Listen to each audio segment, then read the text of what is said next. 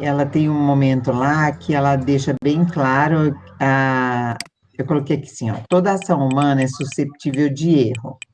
Cada ponto de vista tem sua razão de ser, remetendo, é, com, remetendo, ai meu Deus, nem eu estou lendo, remetendo o ponto de vista radicalmente contrário, igualmente válido e legítimo. Então, quer dizer, tanto Antígona quanto,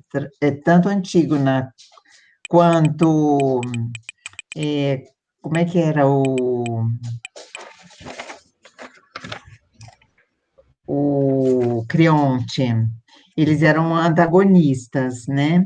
E ela mostra que os dois foram radicais, eles eram totalmente antagônicos, eles foram radicais, mas os dois tinham os seus pontos de vista, e os dois tinham, nos seus pontos de vista, cada um tinha a sua legitimidade. E dentro dessa radicalização, cada um tinha a sua razão, entendeu? Então, ele fazia pensar, na hora que Creonte cedeu, já era tarde demais. Então, ela faz pensar assim, que existe um limite dentro desse contexto social para o ser humano agir, né? Então, dentro desse contexto social, existe essa susceptibilidade de erro, entendeu? Não sei se eu consegui ser clara. Ela escreve assim, ó, toda ação humana é susceptível de erro.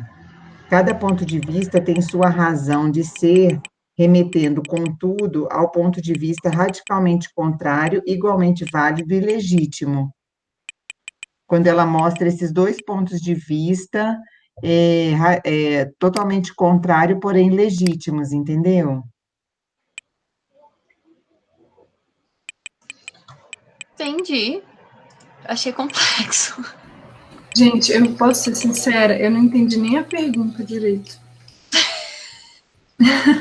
Então vamos para frente, meninas. Deixa essa e vamos para a próxima.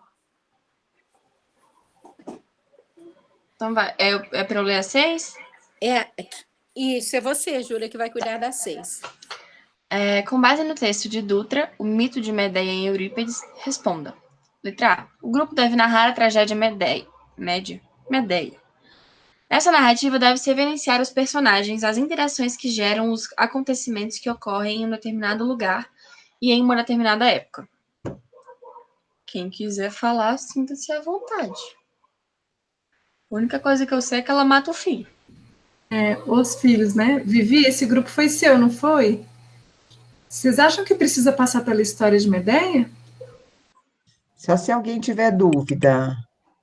Deixa eu falar uma coisa aqui que ficou bem clara. Quando ela falar de Medeia, lembrem-se muito que naquela época a mulher ela era excluída, né, dos direitos da polis, ela não tinha voz, a mulher só podia existir da porta da casa para dentro. Na polis, a mulher não tinha nenhum tipo de direito. Então, nessa aula, ela falou muito da questão da mulher inferiorizada, da mulher excluída. Então, falou de Medeia, fala da mulher que era excluída, tá? E que a Medeia, ela agiu como é que eu vou dizer aqui? Foi um afronte, a gente pode falar?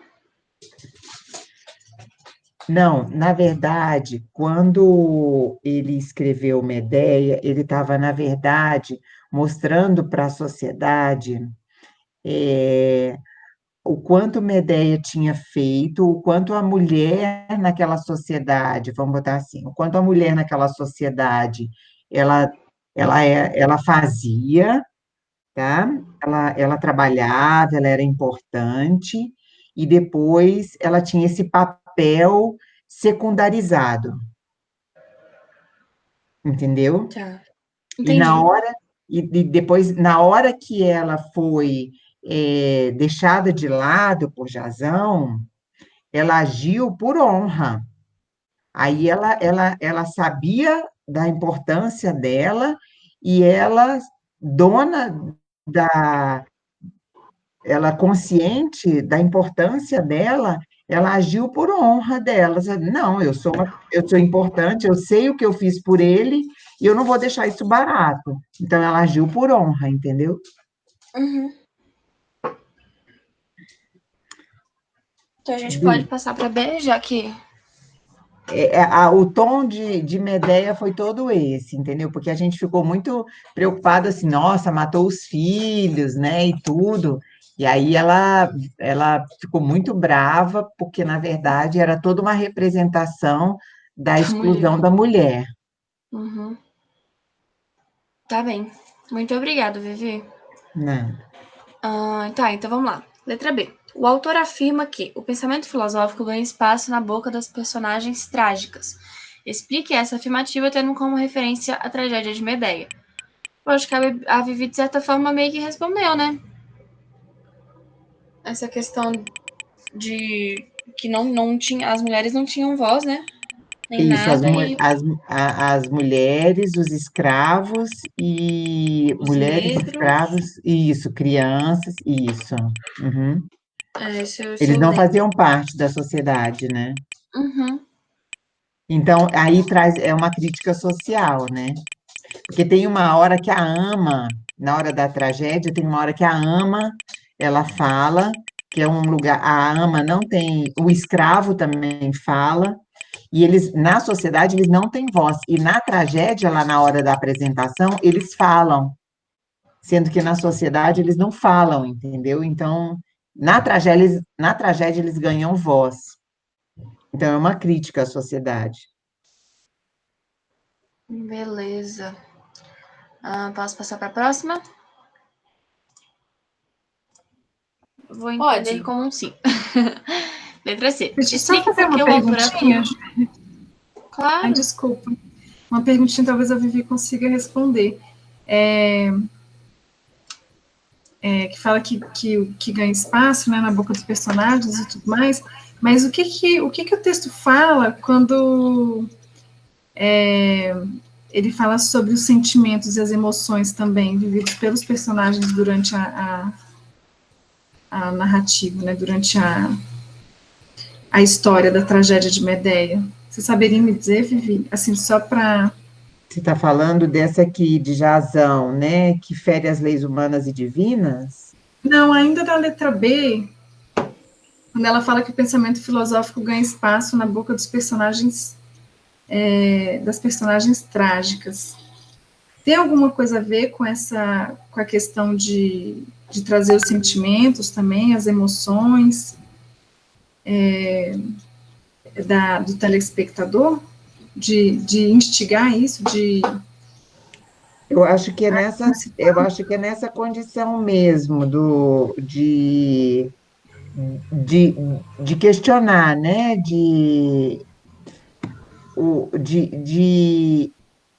Você lembra que a gente falou agora mesmo que era como se fosse o papel da tragédia?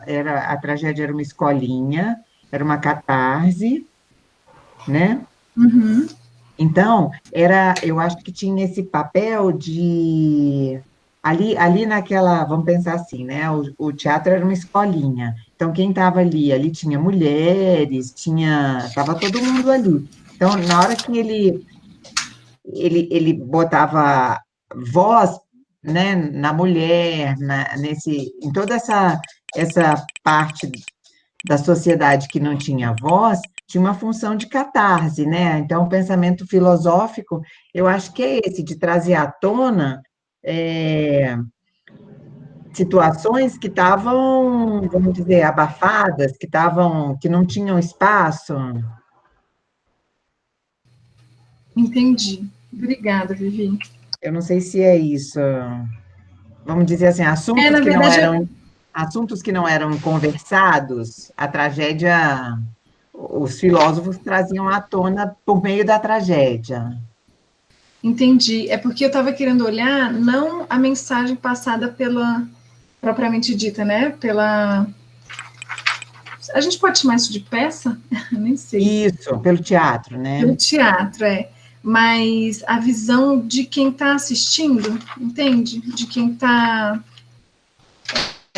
sendo telespectador, se existe a vontade de mexer com os sentimentos e com as emoções de quem é plateia, no caso, e não só dar voz a quem está como protagonista ali da peça, entende o que eu quero perguntar? Não tem a função de ser como se fosse uma peça teatral, não. A função da tragédia ali mesmo é de realmente fazer as pessoas Pensarem? mesmo, dizer, caramba, que a gente está fazendo? Olha, eu estou nessa posição, a posição dela é a mesma minha, entendeu? Entendi. Eu Essa é a acho, função catártica. Vivi, eu Oi. acho que sobre a tragédia é quase inevitável que não caia na prova, porque ela falou tanto em tragédia. Então, e nessa parte, ela falou muito da questão da mulher, praticamente da Medéia, ela falou de mulher assim, o tempo todo é a função da mulher subjugada, entendeu? Então, quando ela falar de Medéia, pensa numa mulher subjugada que foi lá e fez justiça. E Jasão, na verdade, ele foi um traidor, ele foi egoísta, ele virou as costas para uma mulher que deu a vida por ele, que fez tudo por ele. Então, ela matar os filhos, na verdade, ela só estava reconhecendo o valor que ela tinha.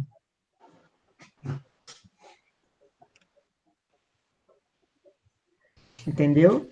Como é que é a história de Medéia? O Jasão casa com outra mulher, não é? Por isso que ela mata os filhos. E Então, nisso ela já tinha enfrentado o pai, já tinha... Isso. Ah, tá. Aí Lembrei. chegou lá, eles fugiram lá daquele reino e tal, ela matou o irmão, foi aquela confusão toda. Quando eles já estavam de boas lá no outro reino, veio um outro rei, veio Creonte, e ofereceu a filha dele, ou seja, ele já ia conquistar um outro, né, outras terras, um outro reino. Aí ele virou para Medeia e falou: Olha, foi bom e tal, valeu, eu vou te. Aí adulou ela, foi com uma conversinha mole com ela, né? E que era a época do sofismo, né? E foi e tentou convencê-la, né? Com as palavras. Mas ela também era muito boa com as palavras, e ela fingiu que acreditou. E aí foi quando ela matou o Creonte, a filha, voltou e matou os filhos também. Mas o Jasão deu as costas para ela porque ela era uma mulher bárbara e ignorante. E a filha de Creonte, casando com a filha de Creonte, ele ia adquirir um outro reino. Então, Creonte foi extremamente orgulhoso. Quer ver? Eu anotei aqui o que ele foi, quer ver? Gente, eu já não entendi nada agora, Vivi, que você colocou Creonte na história. Para mim, Creonte não é da desculpa, história. Jasão. Ah, tá. Não, deixa eu te falar, Creonte eu tá na minha cabeça. Tá? Deixa eu te falar, Creonte está nas duas. Ah, ele está nas duas. E o que Creonte tem a ver com a história de Medéia aqui que eu não entendi? Creonte, na história de Medéia, ele é sogro. Ele quer ser sogro de Jasão. Meu Deus, que samba do Ele é o pai de Medéia, é isso? Não, ele é o rei e ele quer casar a filha dele com o Jasão, mas o Jasão já está casado com a Medéia. Aí o Jasão vai e troca a Medéia pela mulher, Creusa, eu acho. Acho que é Creusa. Isso, ele é pai de Creusa. Eu até anotei aqui uma parte que a professora falou, que ela fala que a híbris do Jasão era que ele podia ser ou ter, mas ele não é e não tem. Ele poderia ter sido rei por direito, mas ele não foi porque o tio usurpou o trono. o que move ele é tentar ocupar o trono. Então, a híbris dele é ocupar o trono. Ele fica tentando, né? Tentou lá no reino dele, não conseguiu. Aí foi para outro, aí tenta casar aceita casar com a filha do rei para se tornar rei também. E outra coisa que eu anotei foi que ele falou que a professora falou que a Medeia é humilhada 2 vezes. Quando ele repudia a Medeia, né, troca ela por outro, e quando ele expulsa a Medeia da cidade, porque ele quer continuar a vida dele sem esse rastro, né, sem o rastro de ter uma outra esposa, né. Isso. Tem uma coisa importante para colocar. Gente. Opa, desculpa, é porque foi outra coisa importante que ela falou, que na época também as mulheres não tinham como reclamar, né? Os homens podiam simplesmente largar, se quisessem, né? E ela não aceitou isso, que eu acho que era isso que a Vivi estava falando também. Então, nesse momento... Que ela se impõe, né? Nesse momento, assim, ela não aceita o destino que, para muitas mulheres, também é dado, né? Assim, pode ser trocada, pode ser abandonada, e elas não têm voz. E olha que importante, nesse momento, as mulheres que estão assistindo, ver Medeia ter essa atitude de vingança, essa atitude, né? Que normalmente uma mulher que não tem voz, uma mulher que toma essa atitude. Você entendeu, Carla? Entendi, sim, Vivi, obrigada. Eu que confundi mesmo, porque eu confesso que eu não li a história de Medeia. Eu só fiz pelo resumo que vocês mandaram. Gente, só um ponto aqui é que é importante colocar que, assim, o erro de Jazão não foi trair Medeia, isso era até permitido à época.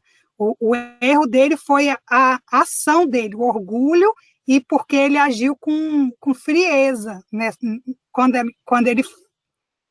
ele vai traí-la, né? Assim, os motivos pelo qual ele traiu é que dão o erro dele, não a própria traição.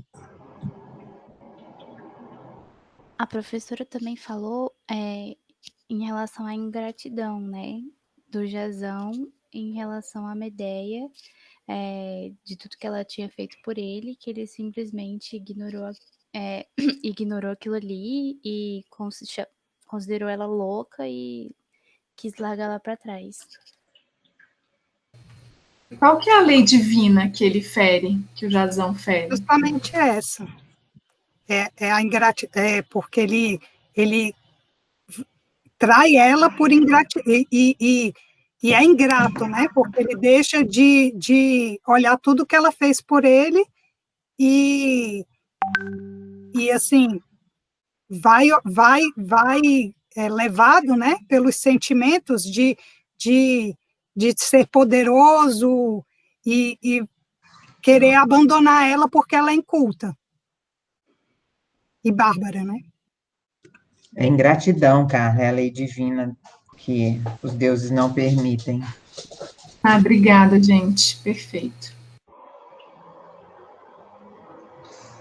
Então, a gente pode seguir, que já são 9h30. Podemos sim, Júlia. A gente tem que até correr, né? Não lembro mais qual foi a pergunta. Foi na letra B que a gente parou, não foi? Letra C. Agora a gente vai para D de dado. Ah, então ok. Obrigada.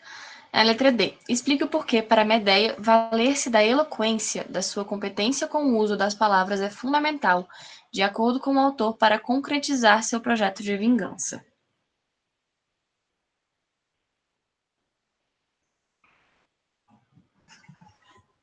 Então, eu coloquei que era a importância daquela época, né? Que um dos valores era o sofismo, né? Naquela época. Se alguém tiver alguma ideia aí, e aí eu desenvolvi em cima disso. De forma literal, o que está no texto é: ao negar a retórica do pai de seus filhos, Medeia, ela própria, hábil no domínio da palavra, vale-se da eloquência para concretizar o seu projeto de vingança. Como instrumento de persuasão, ela manipula a linguagem para convencer Creonte a não expulsá-la do país e para fazer Jazão crer no seu arrependimento. Aí ele completa aqui o tragediógrafo, mais uma vez mostra-se sintonizado com seu tempo, marcado pelo poder da eloquência, dando um tratamento relevante à palavra e ao seu potencial de combate. Ana Cristina, você pode colocar essa parte no chat? Tem como? Ia pedir a mesma coisa, Larissa. Eu não respondi desse jeito, eu respondi só o porquê que Jasão faz Medeia. Gente, como é que pode falar? Que ele fica tentando convencê-la que ela não está sendo prejudicada, porque ela acabou abandonando a terra, que eles chamam de terra bárbara, né? Para viver lá na Grécia. E aí começa essa loucura de Medeia. Eu não entendi, eu não encontrei dessa forma, Ana. Eu prefiro a tua resposta. Se você puder deixar no chat.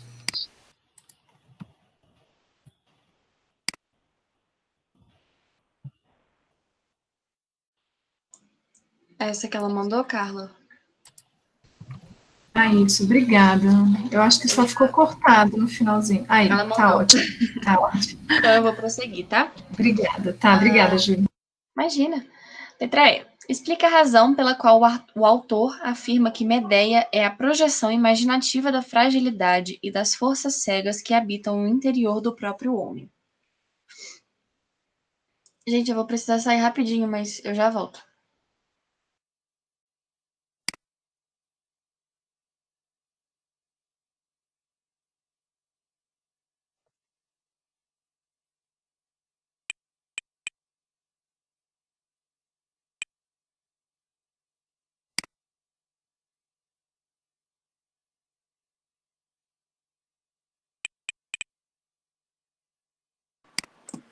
Alguém pode responder?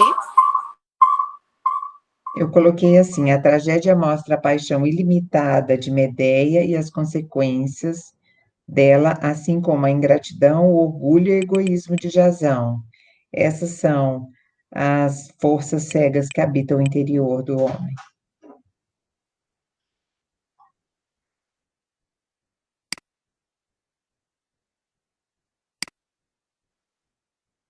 Essa eu não respondi.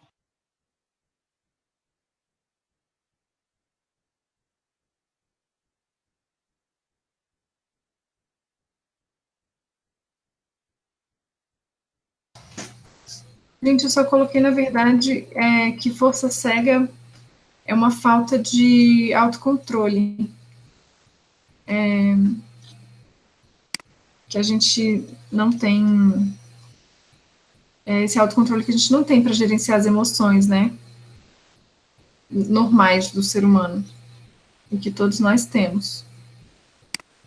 Não sei se... Ficou bem incompleta, porque eu também... Nossa, essas perguntas muito grandes, eu viajo tanto. Viviane, eu ia te perguntar se você podia postar a sua. Eu vou escrever aqui, tá? Obrigada.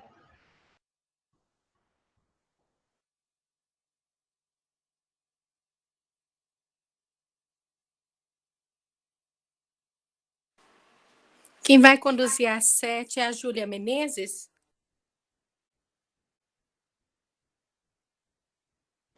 Sou eu.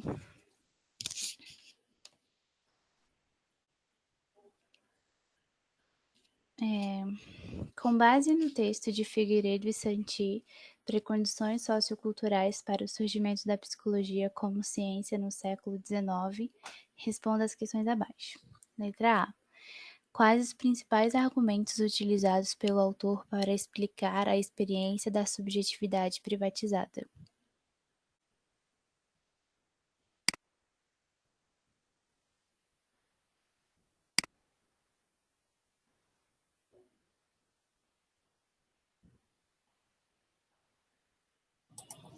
Acabei de descobrir que eu pulei um texto. Você falou, foi esse, Ana Cristina? Foi, eu falei assim, nossa, eu não me lembro de ter lido nada a respeito disso. A professora bateu na tecla, né, da questão da subjetividade, ela fala da subjetividade moderna, lembra disso? Eu posso ler aqui a minha. Opa, pode ir. Eu não ia ler, não, Larissa. Eu só ia falar que a professora bateu bem nessa tecla, né? Talvez caia Eu até. tô com umas anotações misturadas aqui. Eu posso ver se a minha cabe. Então, né? Tá. Primeiramente, ele define o termo, né? Subjetividade privatizada. Sensação, sentimento, emoção, o que sentimos que na hora comunica e que o outro não tem acesso. A subjetividade privatizada aparece em situação de crise. Hábitos e costumes mudaram. Então, a quem a pessoa vai recorrer? A ele mesmo. E essa parte foi que eu anotei da professora falando no meio da aula. Então, ter uma experiência da subjetividade privatizada bem nítida é muito fácil e natural. Todos sentem que parte de suas experiências é íntima, que mais ninguém tem acesso a ela. Esse eu peguei do texto. Aí, a possibilidade de mantermos nossa privacidade é altamente valorizada por nós e relacionada ao nosso desejo de sermos livres para decidir o nosso destino. A experiência da solidão, ansiada ou temida, é também altamente expressiva daquilo que acreditamos ser nossa individualidade.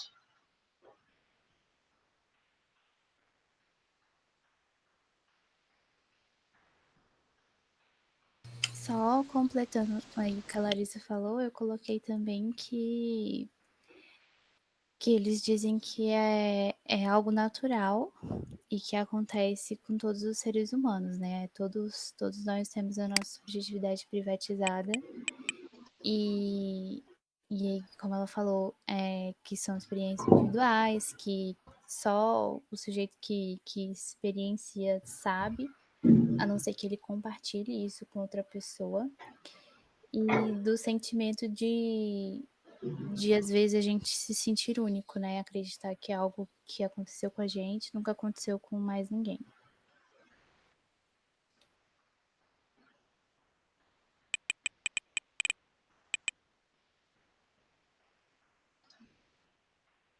Pode ir para a próxima?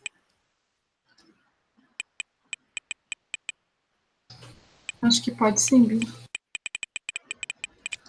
Quais os argumentos? Pessoal, perdão, eu voltei. É porque, só uma coisa, vocês terminaram às 7, não foi? A gente acabou de começar às 7, Júlia. É porque foi do meu grupo. Só que como vocês puderam ver, foi uma tragédia a apresentação. Então, eu não sei se eu consigo ajudar muito. A C, eu sei que eu consigo porque foi a que eu fiquei responsável. Eu achei que vocês já tinham passado por ela. Por isso que eu interrompi a fala da Bia. Então, desculpa, Bia. Mas pode seguir aí, que quando chegar na C eu posso tentar ajudar. Também foi meu grupo de apresentação esse texto, e no caso aqui eu, na verdade, consegui responder só a letra A e a letra B, né? Eu não cheguei a responder as outras, então fique à vontade. Mas a gente tá na B agora. Quais os argumentos que, segundo o autor, explicitam o romantismo como um momento essencial na crise do sujeito moderno?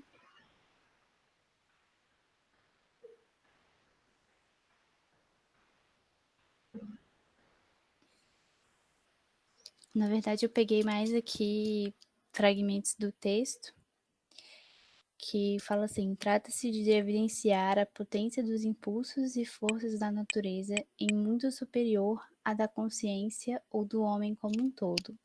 O romantismo é um momento essencial na crise do sujeito moderno pela destruição do eu, de seu lugar privilegiado de senhor, de soberano. Por outro lado, o romantismo traz a experiência de que o homem possui níveis de profundidade que ele mesmo, no entanto, desconhece.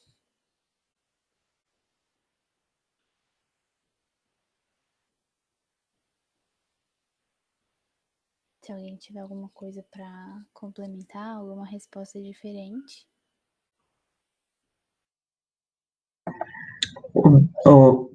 Bia, deixa eu te falar.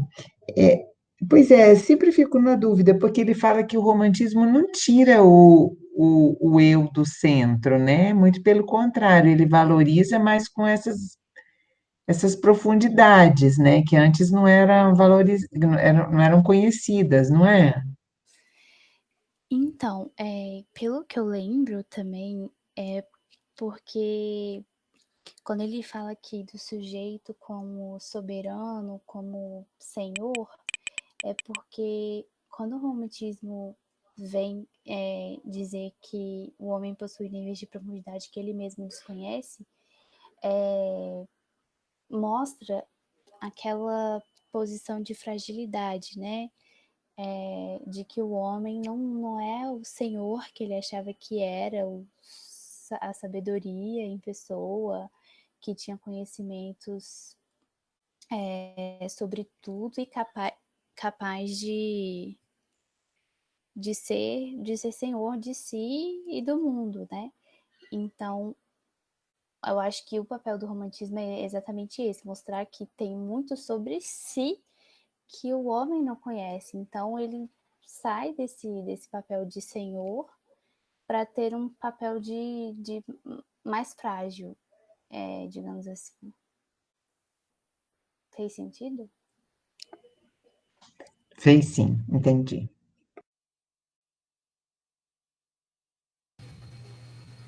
Larissa, essa resposta que você colocou no chat é dessa letra B? É dessa, eu peguei no livro também, no livro não, no texto, que eu acho que tem a ver com isso que a Viviane perguntou, que, tipo assim, é mais uma crítica ao iluminismo e particularmente à vertente racionalista. Porque a ideia cartesiana era de que o homem era essencialmente racional, né? E aí o romantismo vai vir com a ideia de que o homem também é passional e sensível, e não só racional.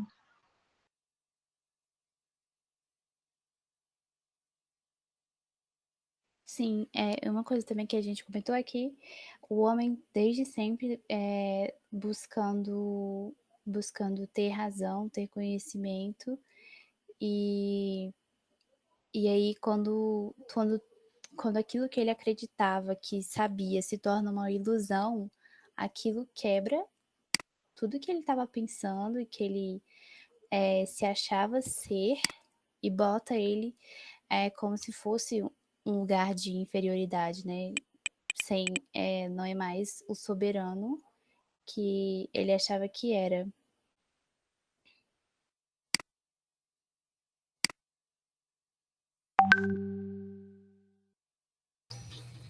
Eu achei esse texto bem difícil, sabia? Não sei se todo mundo achou também. Ele é meio denso, né? Eu achei.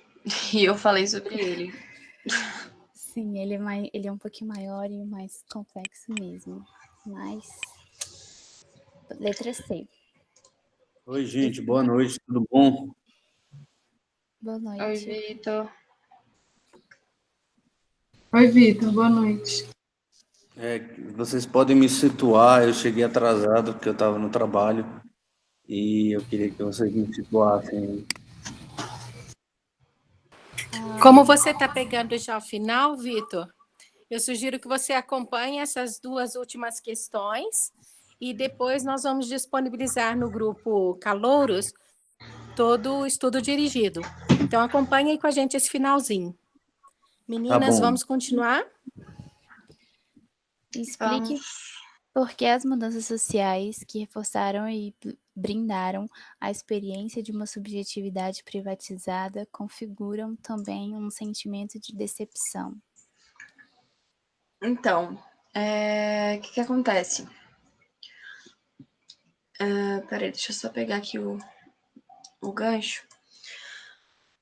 Bom, o que aconteceu? Tiveram foi uma época de muita evolução, digamos assim, principalmente na área da economia. Então, a gente até colocou no slide, começa falando, na época anterior ao mercantilismo completamente desenvolvido, a produção era sempre diretamente social, na qual a existência de cada um dependia fundamentalmente da sua vinculação com o grupo. Por quê? Porque antes era uma coisa entre grupos, era uma colaboração entre um e outro. Eu fazia tudo um pouquinho, se faltasse alguma coisa para você, eu te dava, aí depois você me compensava com alguma coisa, porque era tudo uma forma muito colaborativa, digamos assim.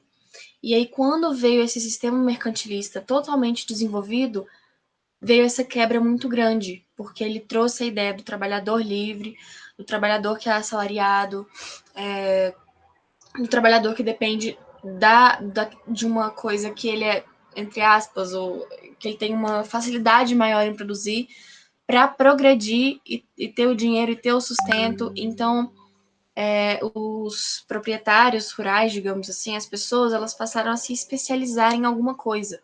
Elas passaram a ficar muito boas em algumas e depender dos outros que eram bons em outras coisas para ter essa troca, que já não era mais uma troca, agora passou a ser, na verdade, uma troca através da moeda. E aí passou a ter a venda do produto, enfim, a revenda e por aí vai. Realmente passaram a se especializar nisso, e isso trouxe um sentimento de independência pro não é proprietário, gente, pro produtor, independente de qual área fosse, independente de qual funcionário, qual tipo de funcionário ele fosse, qual serviço ele prestasse, pronto. Então, por que gerou por que ela traz essa decepção? Exatamente por isso, ele passou a ver que aquilo dependia dele.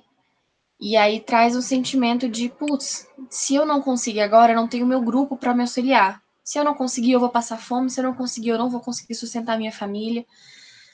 Então traz esse peso. E aí quando surgem também a questão dos sindicatos, porque as pessoas elas não tinham voz se não falassem por grupos. Então, ao mesmo tempo que você estava mais individual no quesito produzir, você agora conseguia mais coisas através de um mesmo grupo que queria falar a mesma coisa que você queria reivindicar. Tá ficando claro, gente? Só para eu ter noção. Então tá. Traz a ideia desse grupo com uma voz mais forte. Você sozinho não conseguiria alguma coisa muito, muito, não é palpável, mas assim, muito definida. Pronto, você não conseguiria uma coisa muito definida. Então, você puxa essa ideia da independência e começa a reparar que, pô, eu posso descer, eu posso acabar com a minha vida por conta disso, por não ter conseguido, mas eu também posso subir muito. Então, ao mesmo tempo, essa decepção é atrelada a isso, a esse sentimento de eu posso muito subir na vida e eu posso muito descer na vida. Então, traz esse embate dentro das pessoas, essa ideia de que essa subjetividade, ela é realmente relativa, porque eu tenho um contexto que me faz achar que essa experiência é só minha, mas ao mesmo tempo tem várias pessoas que estão em um contexto pelo menos parecido.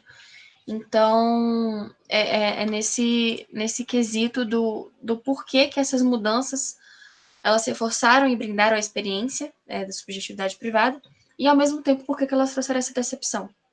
É exatamente por isso. Pelo fato de você achar que é só você que passa aquilo, mas ao mesmo tempo ver que tem uma galera junto com você. E essa decepção é pelo fato de... Acho que você lembra da frase, se eu subir, eu também posso descer, acho que pode ajudar vocês, porque é exatamente isso. Esse meu microfone não está me ajudando hoje. Eu estava vendo aqui no texto que eu tinha marcado, quando os homens passam pelas experiências de uma subjetividade privatizada e ao mesmo tempo percebem que não são tão livres e tão singulares quanto imaginavam, eles ficam perplexos. E aí eles põem-se a pensar acerca das causas e do significado de tudo que fazem, sentem e pensam sobre eles mesmos. E essa é o significado da decepção que eles têm, porque eles achavam que o homem é tudo, né? E quando ele passa por essa experiência, ele vê que não é bem assim.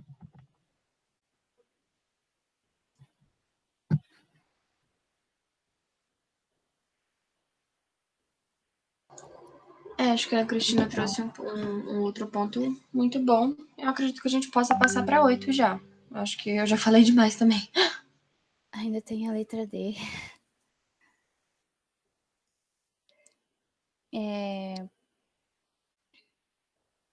Explique por que a subjetividade privatizada entra em crise quando se descobre que a liberdade e a diferença são, em grande medida, ilusões. Desculpa, gente, essa resposta que eu dei foi a resposta dessa, que eu achei que já era a última. É isso que eu ia falar. Eu falei, gente, mas a dela calhou tão bem com a última. Não, foi desculpa. Então pode repetir. Então cola pra gente no chat. No Ana. chat. Beleza, eu vou colar. É porque, na verdade, uma resposta leva a outra, entendeu? Porque tudo começa com o sistema mercantil que a Júlia explicou, que que começa a ter essa individualidade, que cada um vai começando a trabalhar por si e cuidando do seu. Nisso, quando começam os trabalhadores assalariados, só fazendo um resumo aqui para abranger as duas questões,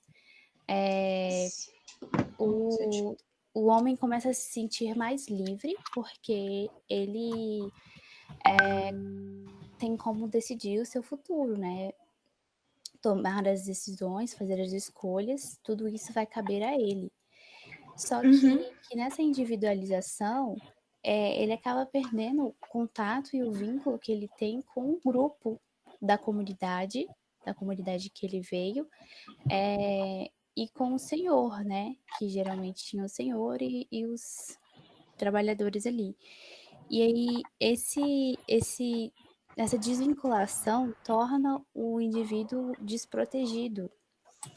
E aí ele percebe que a partir de agora, então, as ações dele e as escolhas dependem apenas dele, e que se der errado alguma coisa, ele não tem mais o apoio do grupo para ajudar, né, em alguma coisa, que tudo depende dele. Então, aquela parte, né, que se ele sente que essa liberdade que ele tem no trabalho, ao mesmo tempo que ele pode subir, ele pode descer.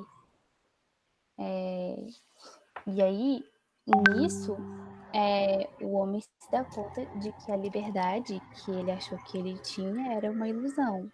E aí começa a entrar toda aquela crise da subjetividade privatizada, porque, que nem eu tinha falado lá na segunda questão, eu acho, o homem estava sempre buscando a liberdade, sempre buscando ser livre. Quando ele se considera livre, descobre que aquilo tudo é uma ilusão, é um choque muito grande, e aí ele entra em crise.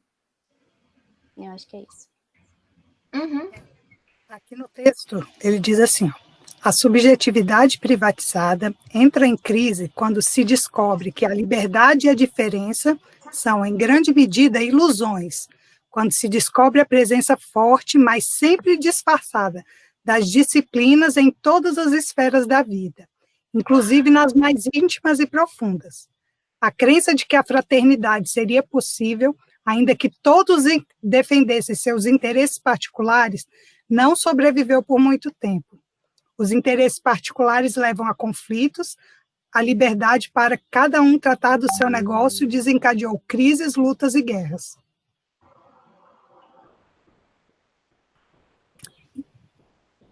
Então, a decepção é justamente essa, porque é impossível você se manter em sociedade quando cada um defende os seus desejos pessoais.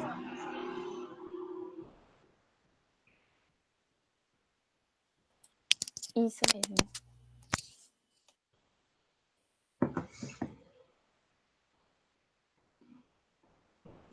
Pode passar para a próxima?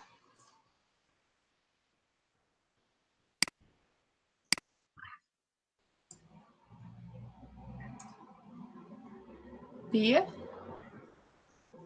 Oi. Eu vou ler então, já é a próxima questão 8. Pedro. Mas eu posso ler. Ou alguém quer ler? Eu vou ter que sair. Eu vou ter que sair jazinho. Então eu vou ler. Mas eu. Com base no texto de Kant, o que é o esclarecimento de Ayub pensar por si mesmo? Explique por que para Kant a preguiça e a covardia são antagônicas à autonomia. Eu acho que a Larissa pode, com bastante propriedade, responder essa pergunta, que ela explicou hoje tão lindamente na turma. Se importa, Larissa, de repetir aqui para gente? Oi? Carro? Oi, eu escutei meio falhado, mas eu entendi o que você quer. Eu estou tentando abrir aqui bonitinho, só para eu não falar nenhuma besteira. É porque meu computador tá meio lento, porque tá quente pra caramba o computador aqui. Passei o dia inteiro com ele ligado. Só um minutinho, eu só vou abrir para eu não falar besteira. Tá, e aí se você puder dar ênfase aí à questão da menoridade, que a professora hoje, nos tópicos que ela separou, ela falou bem... Eu tô até com o que eu falei hoje, respondendo a pergunta, eu posso até repetir o que eu falei hoje, ao invés de... Porque eu coloquei, acho que você que enviou lá no grupo, né, da turma, o documento. Foi. Então, naquele documento tá o trecho do texto que eu encontrei a resposta, né? Mas aí eu vou falar aqui o que eu disse na hora da apresentação. Da apresentação, tá ótimo. Eu falei que o Kant, ele diz que a menoridade é a incapacidade de fazer uso do seu entendimento sem a direção de uma outra pessoa. Então, ele diz que o homem é o próprio culpado dessa menoridade se a causa dela não se encontra na falta de entendimento, mas sim na falta de decisão e de coragem de fazer o uso do seu entendimento sem a direção de outra pessoa. Então, ele define o esclarecimento, a saída dessa menoridade. Então, seria você ser esclarecido, é você tomar essa decisão, né, e ter coragem de fazer o uso do seu próprio entendimento. E aí, no texto, ele aponta que a preguiça e a covardia são os fatores que vão manter a maior parte das pessoas na menoridade. Então, ele diz que as pessoas se mantêm na menoridade, né, por conta da preguiça e da covardia, porque é mais fácil agir, se comportar seguindo ordens de uma outra pessoa, segundo preceitos que já existem, como num livro, ou então agir segundo regras impostas por uma cultura, por uma comunidade. Então, seguindo essa lógica, eu não teria necessidade de pensar quando eu posso pagar alguém para realizar uma tarefa por mim, por exemplo, né? Então, é mais fácil ser como outra pessoa e eu não precisar me posicionar. Então, no texto ele até fala que é mais fácil você optar por ser o que todo mundo é. Porque assim, se um dia você errar, cometer algum deslize, você pode usar a desculpa, né, entre aspas, de que todo mundo erra, ou então de que tinha que ser assim. Então, para ele, é muito mais fácil a gente deixar uma outra pessoa decidir nossa vida, né? Ou é muito mais fácil a gente andar por um caminho já dado, né? Porque ele até coloca que é perigoso andar por si mesmo. Porque se eu não andar por mim mesma, se eu agir segundo preceitos já dados, eu não preciso correr risco, eu não preciso me esforçar, eu não preciso refletir, eu não preciso pensar, né? Então, é perigoso porque envolve você ter que sair de um caminho que já está pensado por outras pessoas. E ele até fala que fazendo isso, né, você tentar sair desse caminho que já está dado, que já está estabelecido, no qual, né, a gente acaba sendo direcionado, pode provocar acidentes. Mas se a gente abandonar, né, optar por abandonar a preguiça e a covardia e optar por sair desse caminho já pré-estabelecido, a gente veria, na verdade, que o perigo não é grande, né, porque a gente aprenderia a andar, a pensar por nós mesmos, né, mesmo depois de algumas quedas, que é a frase que ele usa, né.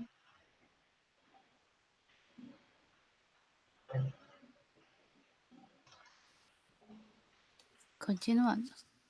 Eu não sei se ficou confuso. Caso tenha ficado, eu vou copiar aqui o trecho do texto e eu colo aí. Eu achei ótimo, Larissa. Eu acho assim, eu diria que é só a gente pegar a questão da menoridade, o conceito da menoridade, e que para você sair da minoridade, você tem que fazer o uso por conta própria dos seus conhecimentos. E se você tem preguiça de pensar por si mesmo, você não consegue, você vai preferir agir de acordo com os outros do que por conta própria. E se você tem medo de pensar diferente, agir diferente, fazer diferente, com medo das consequências do que pode acontecer, que é a covardia, você também não sai da minoridade. Então, acho que, resumindo, seria mais ou menos isso. E a autonomia é você fazer uso do seu esclarecimento para sair da minoridade. Tá certo?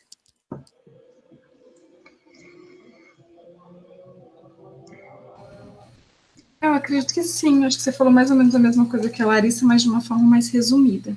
É que como ela fez a apresentação no nosso grupo, com certeza ela falou mais explicadinho, né, assim, mais, se aprofundou mais, exemplificou mais, mas eu acho que está tudo bem certinho. Sim, ela Esse falou... texto é simples, graças a Deus. Ela falou, tipo, quase uma página do texto aqui. Foi bem completa a resposta dela. Eu tentei aqui realmente resumir. Mas, então, vamos para a próxima.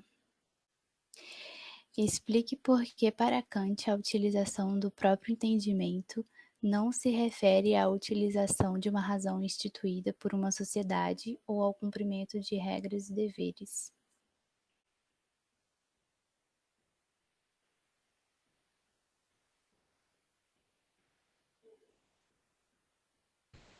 Eu vou responder, posso? Porque quem respondeu essa no grupo lá, eu que falei sobre essa questão. E aí no texto também é bem simples, para Kant, quem usa a norma da sociedade, as leis, os pensamentos de uma outra pessoa, os pensamentos que alguém já pensou, uma ação que alguém já fez, não está utilizando o próprio entendimento, estaria agindo com esse condicionamento como se fosse algo já pré-estabelecido vindo de um agente externo. E mesmo que se use a razão, ele acaba falando que essa razão é uma razão mecânica, artificial, que está sendo somente reproduzido dentro de uma sociedade, sendo guiado por uma outra pessoa, né? E não usando o próprio entendimento. E aí, quando a gente percebe que a gente precisa trocar o caminho que já foi percorrido por alguém, a gente precisa perceber, né, que esse caminho tem que ser trocado. Não sei se vocês lembram da analogia que eu fiz sobre a floresta fechada, né, que se você encontra um caminho já trilhado, é como se você estivesse copiando uma outra pessoa, né, que você entrasse por uma trilha ali, você não estaria pensando por si, estaria percorrendo um caminho já conhecido. E se você entrasse pela mata fechada, onde não tinha sido desbravada ainda por ninguém, aí é o que eu associei que você estaria pensando por si mesmo. E aí ele diz que pensar por si mesmo é isso, é não aproveitar o caminho de quem já passou por aquele lugar, né? E mesmo sem você saber onde aquilo ali vai dar, mesmo sem saber o que existe do outro lado, é você encarar e entrar nessa mata fechada. E aí eu complementei aí a resposta dizendo que o que acontece é que a gente muitas vezes não confia no nosso próprio pensamento, né? A gente fica se questionando o nosso pensar diferente, né? Digamos assim. E a gente fica se julgando, né? Perguntando se estamos errados, se a gente tem que que a gente fica tentando se adaptar ao pensamento do outro, ou fica tentando descobrir uma maneira de pensar diferente, mas se questionando se aquilo ali faz sentido, se tem algum fundamento. E aí uma outra coisa que cai nessa questão da preguiça, que a Larissa falou, é que Kant fala sobre a substituição de um jeito de pensar por outro. E ele fala que se a gente faz isso, a gente pode cair no erro, digamos assim, de viver experiências que outras pessoas já viveram, a gente pode até encontrar o mesmo resultado, chegar no mesmo entendimento, mesmo que seja de uma forma diferente, mas isso não pode ser motivo para a gente não questionar o que está chegando pronto para a gente, né? Porque ele fala que, inclusive, a gente pode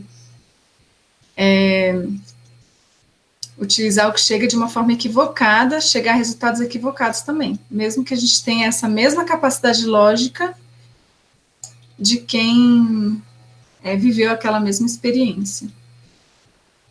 Eu acho que, na verdade, essa questão pode ficar bem resumidinha na parte onde ele fala que é a norma social, a lei, as formas de pensamento, os pensamentos já pensados por outras pessoas, as crenças. É como se fosse agir condicionado por um agente externo, né? E se eu utilizo essa razão instituída por uma sociedade, eu não estou utilizando o meu próprio entendimento, que eu acho que resume bem. Depois eu dei mais, foi exemplo do que ele foi falando no decorrer do texto. Beleza. Próxima pergunta. Explique o porquê para Kant o caminho para o pensar por si mesmo não se dá por imposição nem por uma revolução.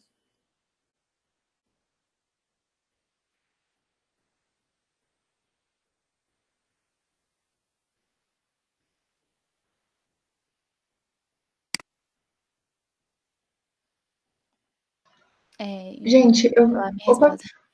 Desculpa. Pode falar, hein?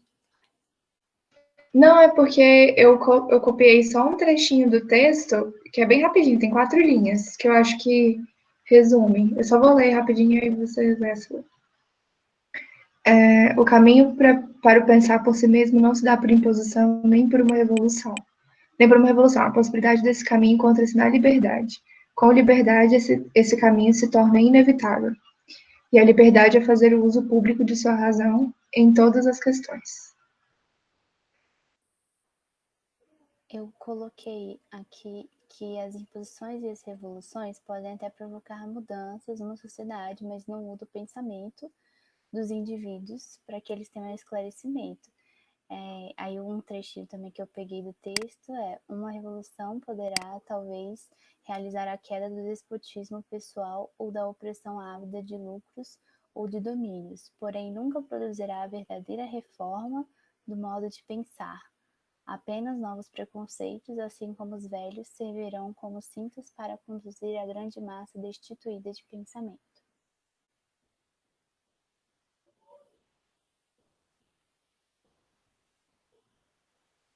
Eu acho que, para resumir, é que as imposições e as revoluções, elas não reformam a maneira de pensar das pessoas. Então, pode até existir algumas mudanças, mas as pessoas continuarão pensando da mesma forma, ou então com novos preconceitos, e não com um pensamento crítico, né, para o esclarecimento.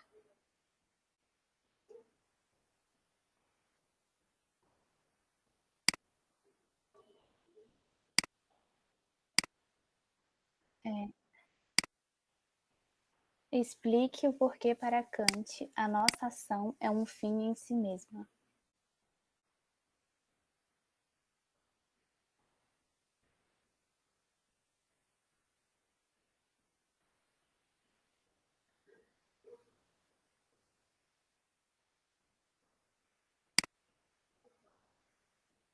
Eu acho que na minha resposta eu coloquei algo até parecido com a letra B, em relação ao condicionamento da razão por agentes externos, porque quando você age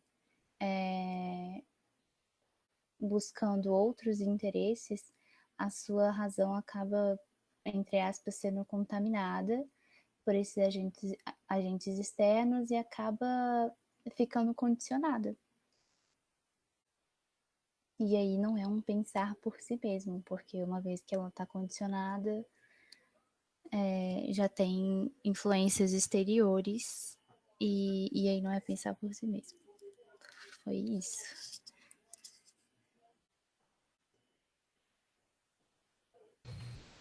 A gente colocou como resposta também dessa letra D, que a razão kantiana não é o jeito de pensar de cada um.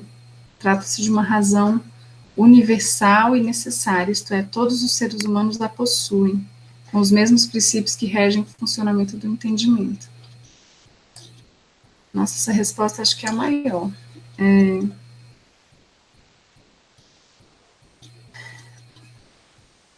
Tem uma explicaçãozinha assim, para que possamos afirmar que a nossa ação é exclusivamente condicionada por nossa razão, podemos nos fazer algumas questões antes de agir. A primeira, de nossa ação poderia ser derivada uma lei universal, ou seja, se todos devem fazer aquilo que pretendemos fazer. E a segunda diz respeito à finalidade de nossa ação. Nossa ação é um fim em si mesma ou um meio para atingir um outro objetivo? Respondendo isso, podemos avaliar se agimos porque pensamos da maneira como pretendemos agir ou se agimos para atender a outros interesses. Agir devido a outros interesses não é, para Kant, agir por determinação da razão, mas condicionar o nosso pensamento a algo externo à razão, ou seja, não se trata de pensar por si mesmo.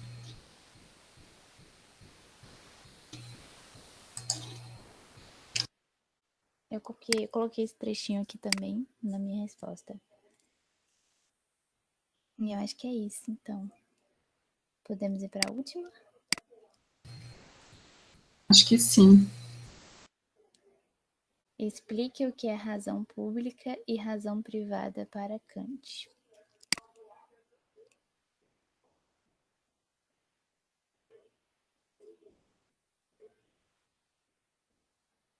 Eu vou ler o meu, então. Para Kant, no universo da razão privada, o sujeito necessita cumprir as regras, mesmo que discorde delas, pois, caso contrário, será punido pelas leis. No uso público da razão, o sujeito deve expor suas ideias e insatisfações e argumentar a respeito delas, dentro das instâncias adequadas. E aí, complementando, na razão privada, o sujeito não está em posição de se manifestar contra as regras, apenas segui-las, e na razão pública o sujeito tem o direito de expor a sua opinião como ser humano, cidadão, e discutir sobre elas. E aí um trechinho do texto: o uso privado ocorre quando estamos desempenhando uma determinada função que exige, mediante unanimidade artificial, uma passividade. O uso público da razão diz respeito à qualidade de sábio que nos permite pensar por nós mesmos, discordar e expor nossos pensamentos, provocando também o pensamento de outros.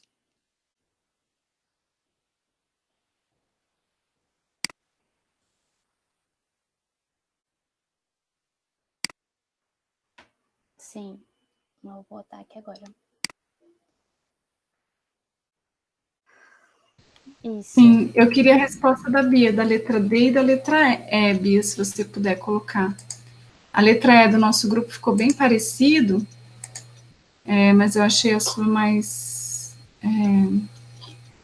fácil de entender. A gente colocou até que o uso privado